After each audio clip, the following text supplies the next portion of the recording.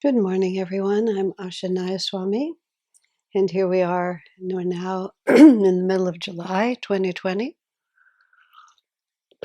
We're still in the middle of the pandemic in the USA. Quite incredible. I was just talking to a friend of mine this morning about how many stages of acceptance we're all having to go through on this, because it just started out as just something temporary, but now months have passed and we're still in the middle of enormous confusion. And we don't even yet know what the implications are going to be going forward. I think I may have said, I think I said out loud, I've sort of pretending or thinking of it as if I've entered some kind of a strict monastic order that is making extremely different demands of me than normal, and trying to surrender into it with the attitude of, this is what God has sent me, and therefore this is what I choose. And if this is the rest of my life, that's what it will be. Let me say a prayer and then I'll add a few more thoughts to that. Heavenly Father, Divine Mother, Friend, Beloved God, Jesus Christ, Babaji Krishna, Lahiri Mahashaya, Swami Sri Yukteswar, Beloved Master Paramhansa Yogananda, Saints of all religions, dearest friend Swami Kriyananda, humbly we bow to you all.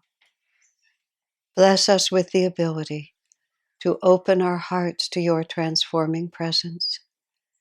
Help us to have the courage, the clarity, the wisdom in every situation to know what is right, what is in accordance with Dharma, what will bring light and happiness and joy into this world, that we may be the channels of your uplifting presence in all that we do. Om, peace. Amen. We're continuing with the 8 manifestations of God, and now we are talking about the quality of light. The first story that I was going to say before I stopped to pray is a very hard one, but it's always been deeply inspiring to me. Of course, most of you watching this know me well by now, and I have a certain intensity. I like to get to the bottom of things, and I like to push things to the limit. It's not the way everyone lives, but it is the way I live. And there's a man, I'm sure he's off the planet by now. His name was Richard Wurmbrand. He was Romanian. He was born into Judaism, and he converted then and became a devoted follower of Christ and a Christian pastor. He lived in the last century, and he was a young man during the Second World War, and he was persecuted as a Jew by the Nazis. Then, in the division of that part of the world, Stalin ended up gaining control over his country, Romania, with a very brutal regime, and he was persecuted as a Christian. So a great deal of his life was spent either in prison or in some kind of pressured circumstances because of his spiritual faith. And he has a wife named Sabina, had a wife named Sabina. And the two of them were extraordinary. That's the only thing I can say in terms of their courage and their faith and their willing to sacrifice. He wrote a number of books. The first one he wrote is called Tortured for Christ. Not exactly what you would call a popular title, not the kind of things people will just like pick up from a magazine shelf really easily, but that was the name of the book. And it was how he came to be in prison and some of his experiences. And his wife wrote a book called The Pastor's Wife. If you have an inclination for deeply inspiring but extraordinarily challenging true stories, I highly recommend both of those books. But there was one thing that Richard Wurmbrand described, and he was, people are evil. There are evil people, that's what I would say. And evil people find their way into circumstances where they can literally torture others for the sense of power and weird, perverse pleasure that it gives them. They're all God's children, and they're just walking through some very strange delusion. And then they find the karmic, the people whose karma it is to have those experiences. So Richard Wurmbrand was being tortured by the guards, and the way they were torturing him was they were forcing him to walk the circuit of his very small cell. He was a big man, so his stride was large, and a few steps one direction, a few steps another, a few steps this way, but not just once or twice, but hour after hour, depriving him of sleep, forcing him to do that. And as you can well imagine, and as he describes, it took extraordinary fortitude for him to persevere and keep walking. But what he describes eventually is the ecstatic experience that came to him through that. Because at first he was walking because the guards made him walk. But then he began to think about it more deeply, and he had to ask himself, would the guards be making me walk if Jesus weren't inspiring them to do it? In other words, does anything that happened to me happen outside the will of God? And I'm sure any of you who've listened to more than one of my talks have heard me raise that exact question, because that is, at least in the present moment for me, that has been the fulcrum point of all my introspection. Is anything that's happening to me outside the will of God? And of course, my answer is God is in charge of everything. One of my friends said when this whole pandemic started and the whole world was turned on its ear in a matter of weeks, he said, no human agency could create this. It has to be Babaji. And it's true. I mean, whatever is going on, it's always Divine Mother. It's always God and Guru, always. So there is Richard walking the cell, and he's he thinks he's interpreting the experience as being compelled by the guards, and therefore a great deal of him is used up in resentment and resistance. But all of a sudden he realizes behind the guards has to be the presence of Jesus. And if Jesus were standing in front of him asking him to do this, would any part of him say no? And so from feeling oppressed and resentful, suddenly he's gloriously happy because Jesus has made a request of him, and he's getting to follow. He's getting to do what Jesus wants him to do. And then he just begins to describe literally the ecstatic state he went into. And he doesn't even know how long he walked around his cell, because he just left time and place and went into ecstasy, even as his poor body just circled the room. Now, this is an attunement with the manifestations of God on a level that we, most of us, dream about, aspire to, perhaps, if we're honest, are terrified of. But nonetheless, that is the end of the story. So now we're talking about one of the most fundamental aspects of divinity, which is light. And light is a very interesting word because it has several different meanings. Light is a noun describing a phenomenon. I sit under certain lights so that I'm illuminated as I'm here. I go out into the sunlight and I see the power of the planet, the way the planet works, and then the sunlight disappears. Perhaps the moonlight comes. And then when I meditate, I put my attention at the spiritual eye and I do certain practices that allow me to see the inner light. And the inner light is not dependent on the senses. And the inner light is partly looking at the spiritual eye with its golden ring and its blue field and its white star. Not that I see it that clearly, but I know that's what it is. But light then is also a feeling that comes into us. And I don't get much of a feeling from the film lights that I have in front of me. I get more of a feeling from the sunlight. I get a different feeling from the moonlight. And of course, when I'm dealing with the light of the spiritual eye and I sense its presence in me, whether or not I see it clearly, that is yet an entirely different experience of light. And in the Bible, the beginning, it says, and the Lord said, "Let there be light." And there was light. And that's the beginning of creation. That's the creation story, that the first manifestation was light. Tomorrow we'll talk about sound, because in the book of John, in the New Testament, it says, "In the beginning was the Word, and the Word was with God, and the Word was God." So he's picking it up, he's picking divine reality up from sound. Genesis picks it up from the field of light. But if we become interested in the potential of light, it has such a rich and multivaried, so many different ways to grasp it. Photographers will go out to take their pictures at the time when the light is correct. I know sometimes walking through the green area on which this house borders in our community, early in the morning, late in the afternoon, you'll just suddenly be aware that there's a quality to the light.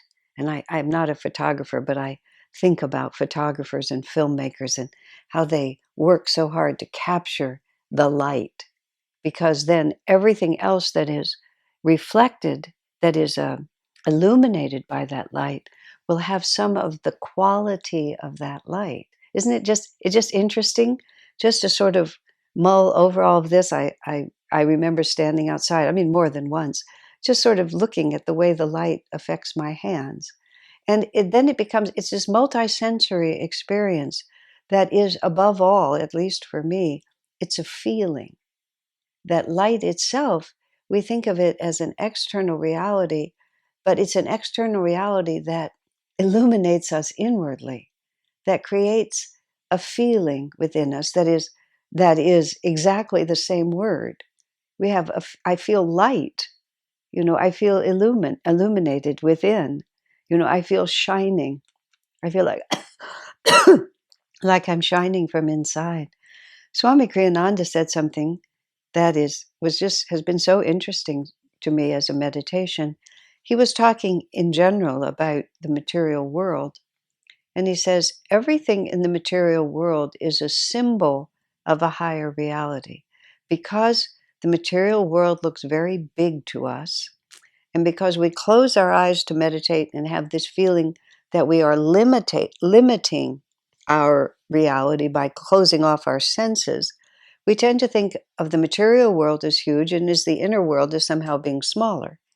Now, of course, if in closing off our senses and going to the spiritual eye, we liberate ourselves from the material world and we enter into, at least we touch the hem of the garment of the superconsciousness of infinity, then it's not only that the inner world becomes vastly larger. The word larger doesn't even enter into the vocabulary.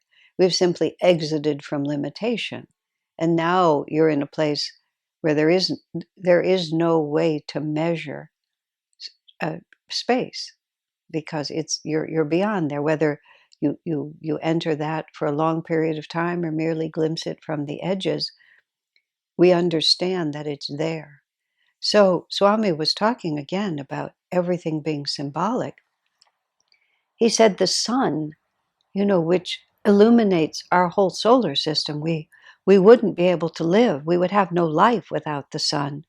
The magnitude, the influence, the sheer size of the sun is but a symbol of the spiritual eye.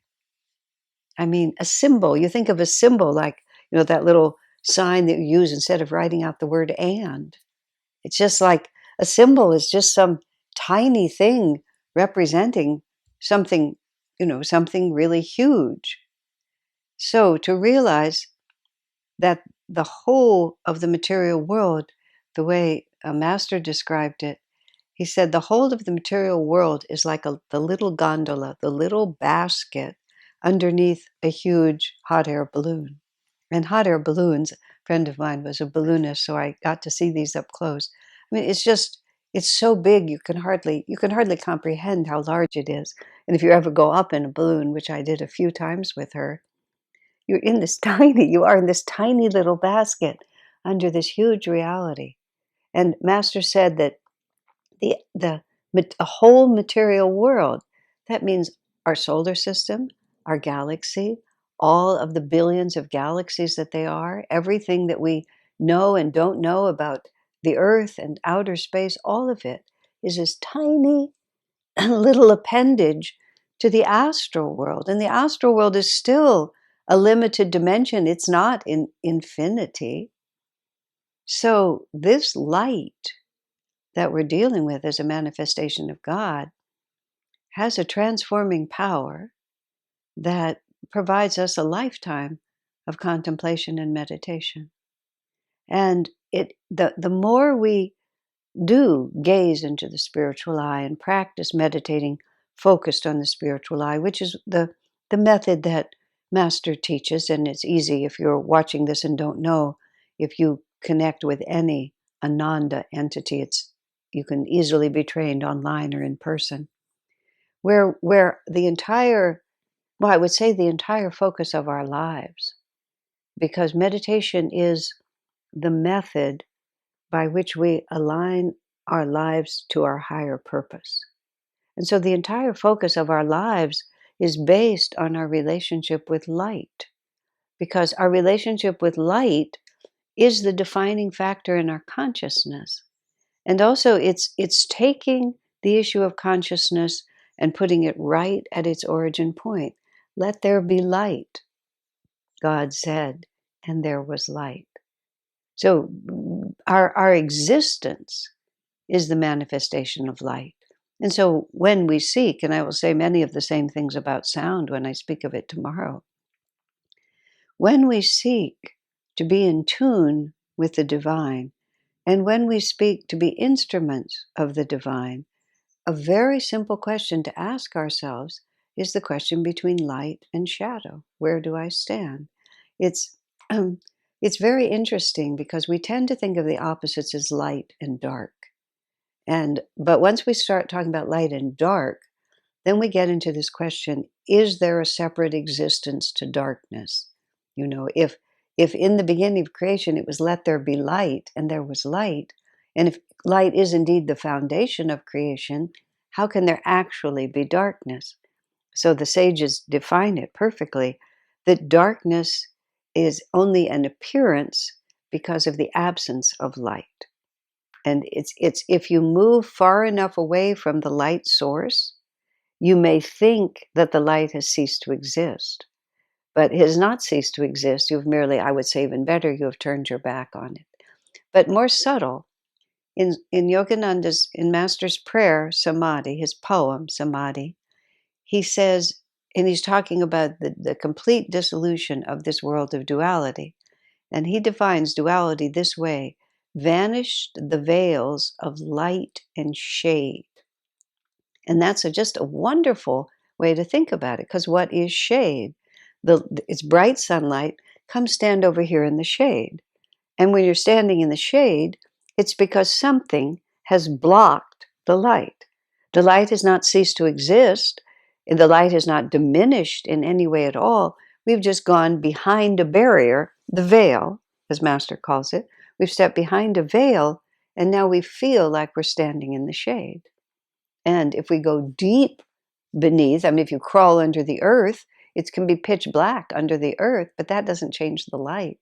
When I was a child, I grew up in El Paso, Texas, and Carlsbad Caverns was not very far away. And my father liked regularity in his life. So from a very young age, and there weren't a lot of places to go that you could drive to from El Paso, but Carlsbad Caverns was one of them. So for many years, every year, at least once a year, we take a trip to Carlsbad Caverns, which was fantastic. This fantastic underworld of caves and so on. I understand now it's much more popular and it's not quite as I remember it as a child because of the crowds. But there was a time, and maybe they still do this, when we would be underground with the guide and they would turn off all the lights. And literally, you would play the game. You would put your hand up in front of your face, and it was so dark you couldn't see your hand in front of your face, which is a cliche to describe it, but it was pitch black because you were underground. But of course, the sunlight hadn't changed. We had just burrowed down into the ground, and so the shade, the block between ourselves and the light was so deep, we were under the impression that light had ceased to exist. But if we simply removed the block, the sunlight was unchanged. And so that's how we have to use the manifestation of light, whether we use it in an expression to others or whether we use it just to understand ourselves. It's not possible for me to actually go into the dark, but it is possible for me to go into the very deep shade. And so, what I have to do in order to manifest light, which is to be in tune with light again, is I have to remove whatever I have allowed to come between me and the light. Because we have to realize also the light is completely impersonal, the light is unconditional, the light is utterly selflessly giving. The light does not decide, the divine light doesn't say, I'm going to shine here and not there. It simply shines, always exactly the same. That's also very important aspect of the divine, of the guru, of divine mother, that is a very rich and deep meditation, because we tend to think that God has his favorites, that Master likes his saints better than he likes his struggling devotees, that God loves Richard Wurmbrand more than he loves the guards who were torturing him. And it's very hard for us to understand that unconditional love means that they are all equally loved by God. So it is not the divine that changes. The differences are how much we block that light. And so those guards who were torturing Richard Wurmbrand undoubtedly are deeply miserable in their souls. How could you not be? Even to want to hurt another person, to spend your time making people suffer, or in the company of people who are suffering, and they're suffering, and you have power to alleviate their suffering or to increase it. It's miserable beyond comprehension. What terrible torture must have been inflicted upon them. So it's not that God withdraws his love, it's that they are unaware of that love. And that's a loneliness beyond comprehension. And a lot of us have been there. If not in this, well, we've all been there. It's a loneliness beyond comprehension, which drives us finally to ask the right questions, to come out of the shade and to come into the light. And then when we open ourselves completely, as Richard did in that terrible circumstance in the jail, then all the shade disappears. Circumstances didn't change, but his consciousness, in his love for Jesus, he wasn't thinking about the spiritual eye, but he was living the spiritual eye.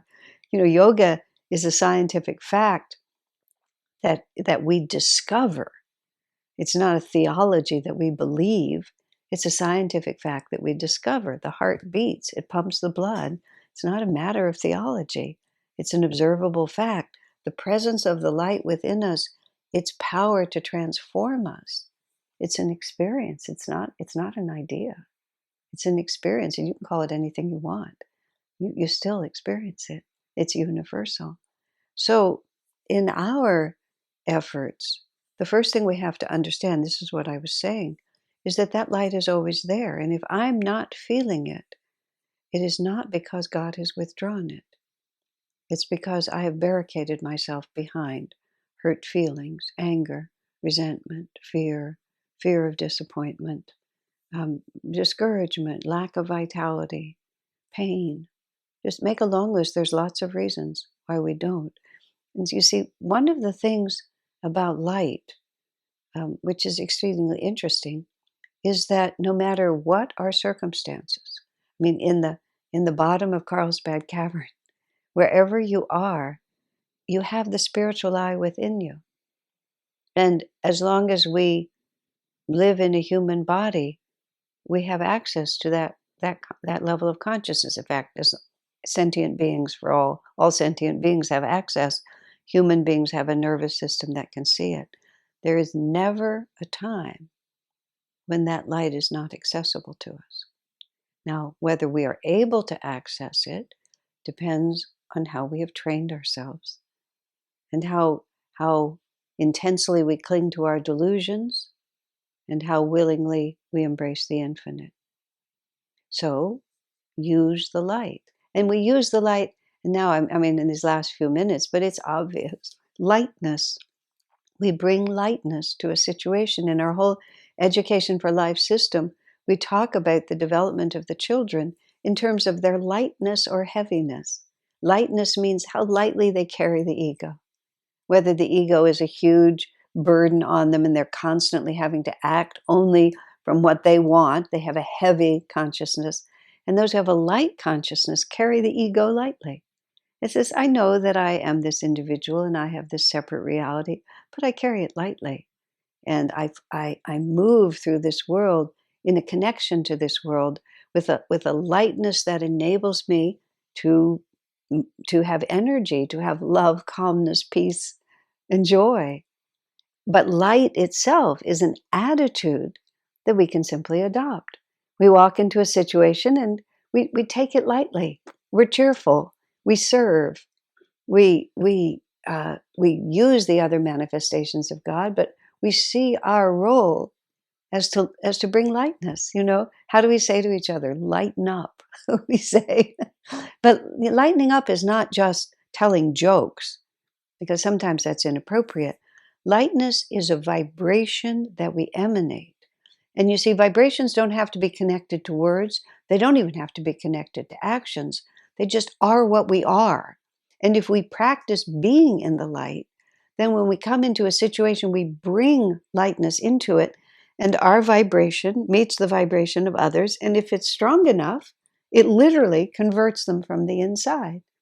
And where people might have been feeling a little down and depressed, they don't feel so down and depressed when you're there, because you bring light into the situation. It's absolutely transforming.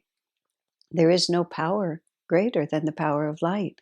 We often use a fire or a candle flame, to symbolize it. In our festival of light, we hold up a candle flame and say, gaze upon this light as a symbol of God's love.